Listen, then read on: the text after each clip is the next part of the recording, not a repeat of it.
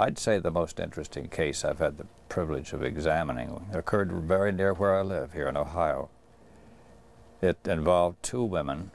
One was a doctor's assistant, a nurse, and her friend who worked for, I believe, an automobile agency in a community nearby.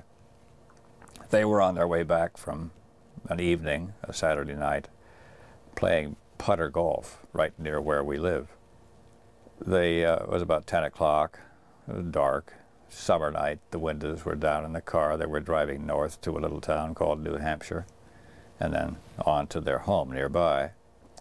But as they approached the town, they were passing the end of a power line and a wooded area off to the left. They told me that a lighted object was coming toward them. They thought it was an airplane at first, and they were afraid it was going to crash nearby, so they were concerned about which direction it was going to go. And they watched it carefully, slowed down their car, and luckily they came to a stop. They don't know why, whether the circumstances or some other cause made that happen. But as it came down, it landed right next to them on the opposite side of a 35-foot road. Well, that's kind of a close encounter, as you'd say. I asked them what it looked like. They said it looked like a boxcar. Not a very big one, but a boxcar sitting there near the ground, maybe touching it. They weren't sure.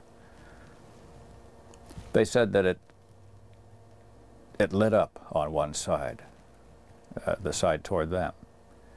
And they could look in through the wall. She said it looked like a curtain that they could see through and see what was on the other side. And she saw what they describe as three beings, or kind of, she said, I don't know what you call them. And I thought that was kind of funny. She referred to them that way a couple of times. One was toward the front of it, near the light at the one end of the boxcar shape.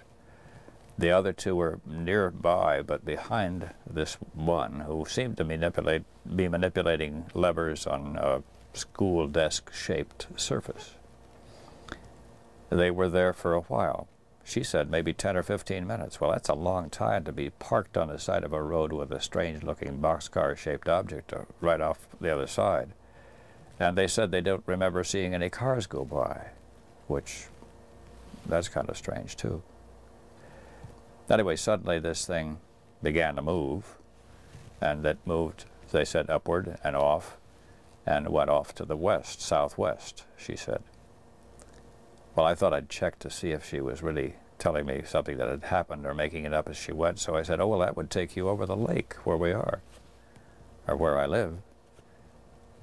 And she said, no, that would have been southeast. So she knew what she was saying, and she was very certain that they saw something very strange.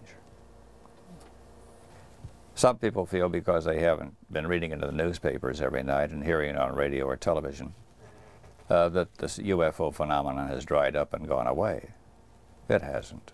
They are still being seen and heard and reported in many instances. There's a National Reporting Center in Seattle which is doing a wonderful job of collecting information, but he is lacking the financial support to carry out the careful researches that need to be done. I had a case come to my attention from the Seattle office just recently, November the 21st, and this is December. It came to me a little late, but actually it had occurred about 25 or 30 miles from where I live. At about 1:30 in the morning, two men in a medical truck were taking it somewhere along I-75, which is a major thoroughfare from Detroit to Florida. They saw a strange light in the field nearby, and they pulled off to the side to watch it. They stopped their car, rolled the window down. The engine in their truck was still running, so they couldn't tell if it was soundless or not, but they didn't hear any extraneous sounds. But they say they saw a silver sphere and hovering very near the ground in a field nearby. There was a little fog, so it wasn't exactly clear at first, but suddenly it did become more clear, and they could see it reflecting from the light it was producing to the ground up on the bottom of this sphere. They said it was like silver. They said there were no windows, no doors, and it seemed to have a pretty good diameter. And it was slowly moving across that field. Now, I have taken this report. I've had my first examination of it with the man by telephone, and I plan to meet him at the location and try to get some more particulars as to exactly where it was and pursue it by checking with neighbors nearby and finding if anyone happened to be up at the night and saw that happen. But events are still occurring, not only in Ohio, but all over the world. They're being reported to those people who are investigating this subject.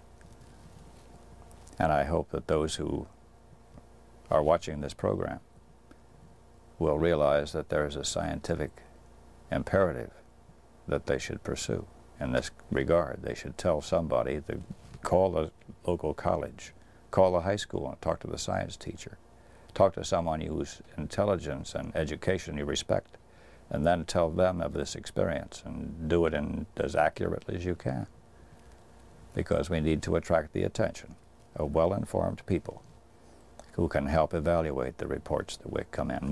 Some of the reports are Mars, some of them are the moon under clouded conditions, some of them are unusual atmospheric conditions, some of them are balloons, but not all of them. And that's why I'm sitting here.